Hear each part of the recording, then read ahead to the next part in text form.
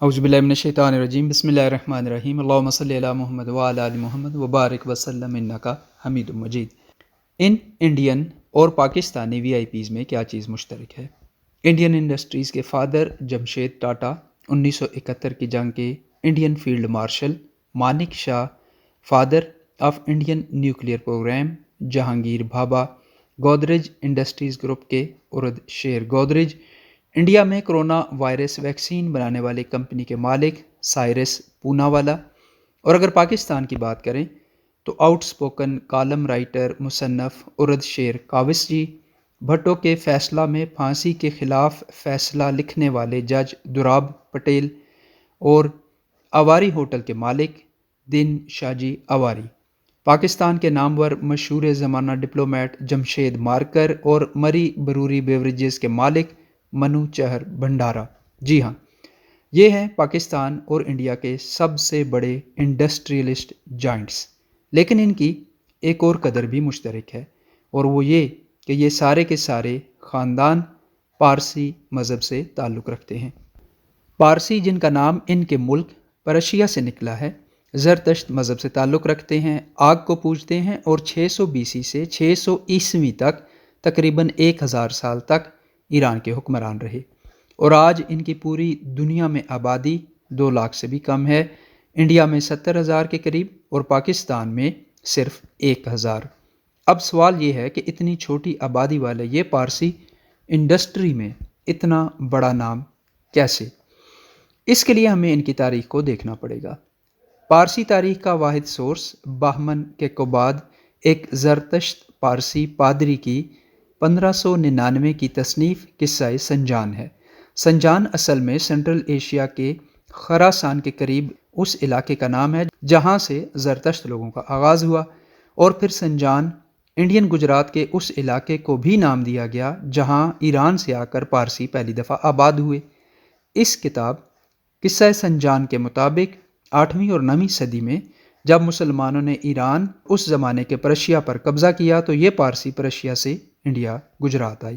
تو گجرات کے راجہ نے ان پر 3 شرائط عائد کی۔ اول یہ کہ یہ لوکل زبان گجراتی سیکھیں گے، دوم یہ کہ یہ لوکل ڈریس استعمال کریں گے جس میں خواتین کے لیے ساڑی پہننا ضروری ہوگا، اور تیسرا یہ کہ ان کے مرد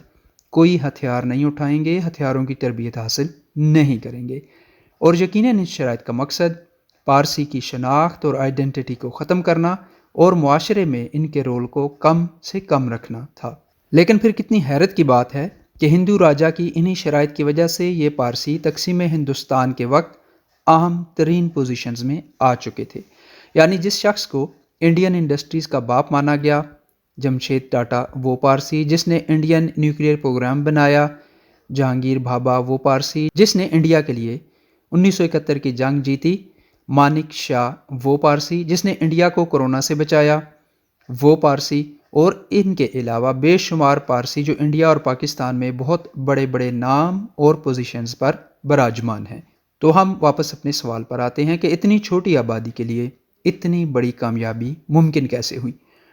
جب 1608 میں انگریز پہلی دفعہ ہندوستان آئے تو ان کا مرکز سورت تھا، جہاں یہی پارسی پہلے سے موجود تھے، اور 60 سال کے بعد یعنی 1668 میں جب انگریز بمبئی پہنچے تو ادھر بھی پارسی ہی تھے، اور پھر کچھ ان کے ساتھ آئے اور انگریزوں کی اس انڈسٹریل ریولوشن میں حصہ دار بنے۔ لیکن سوال یہ رہتا ہے کہ انگریزوں اور پارسیوں کی اس پارٹنرشپ کی وجوہات کیا بنی؟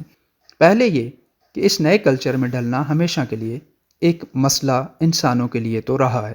ایران سے انڈیا ہجرت کی وجہ سے پارسیوں کو کلچر میں ڈھلنے کی پریکٹس ہو چکی تھی۔ اسی طرح انسانوں کے لیے نئی زبانوں کا سیکھنا بھی ایک مسئلہ رہا ہے، تو پارسی زبردستی کے اس تجربہ سے بھی گزر چکے تھے، اس لیے نئی زبان انگریزی سیکھنا ان کے لیے مسئلہ نہیں تھا۔ دوسرا یہ کہ پارسی جو ایران سے آئے تھے وہ انڈین نہیں تھے، انڈین شرائط کی وجہ سے ایک اجنبی تھے اور اجنبی رہے۔ جب انگریز آئے تو پارسی اور انگریز دونوں برے صغیر کے لیے اجنبی تھے، اور انگریز جن سے ہندو اور مسلم اس لیے نفرت کر رہے تھے کہ وہ ان کی سرزمینوں پر آ کر زبردستی آباد ہو رہے تھے، ان انگریزوں کے ہاں پارسیوں کے لیے ایک نرم گوشہ قدرتی عمل تھا،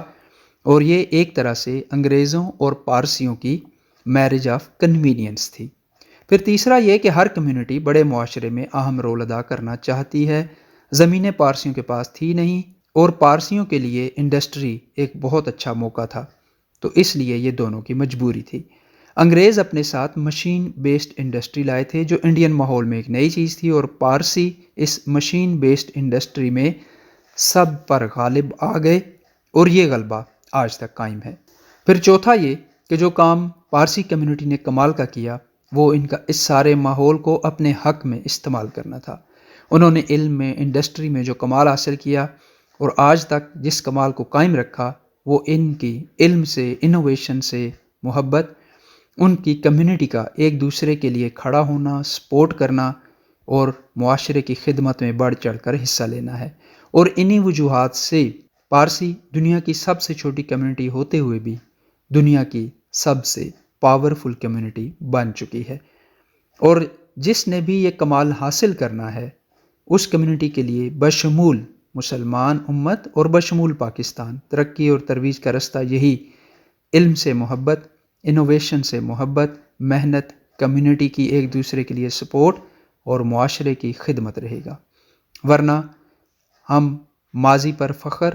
حال کے گلوں میں اور مستقبل کے خدشوں میں اپنی ساری زندگیاں گزارتے رہیں گے۔ لیکن سیکھنے کی سب سے بڑی چیز یہ ہے کہ جب بھی ہمیں بحیثیت فرد یا ایک کمیونٹی کے لگے کہ ہم ہار گئے ہیں اور مخالفین نے ہم پر ایسی شرائط عائد کر دی ہیں کہ ان سے نکل کر کامیاب ہونا ناممکن ہے، تو بھی ہمت مت ہاریں، امید کو قائم رکھیں، مقصد کو بڑا رکھیں، علم، محنت، محبت اور خدمت جاری رکھیں۔ کوئی کسی کو کامیاب ہونے سے روک نہیں سکتا۔ یہی اصول ہم نے یہاں پارسیوں کے ہاں دیکھا، یہی ورلڈ وار 1 کے بعد جرمنی نے کر کے دکھایا، یہی ورلڈ وار 2 کے بعد جاپان نے کر کے دکھایا، اور سب سے بڑھ کر یہی ہماری سنت رسول اللہ صلی اللہ علیہ وسلم ہے۔ جب 1400 سال قبل صلح حدیبیہ کو مسلمانوں نے شکست سمجھا اور اللہ اور اس کے رسول نے اسے فتح مبین قرار دیا، الحمدللہ اسی فتح مبین کے صدقے میں آج 50 اسلامی ملک اور 1.5 ارب مسلمان قائم دائم ہیں۔ اللہ اس سنت کو ہماری پرسنل لائف میں اور ہماری معاشرتی زندگیوں میں قائم فرمائے۔ اللہ تعالیٰ سمجھ عطا فرمائے، آسانیاں عطا فرمائے اور آسانیاں بانٹنے کی توفیق عطا فرمائے۔ آمین یا رب العالمین۔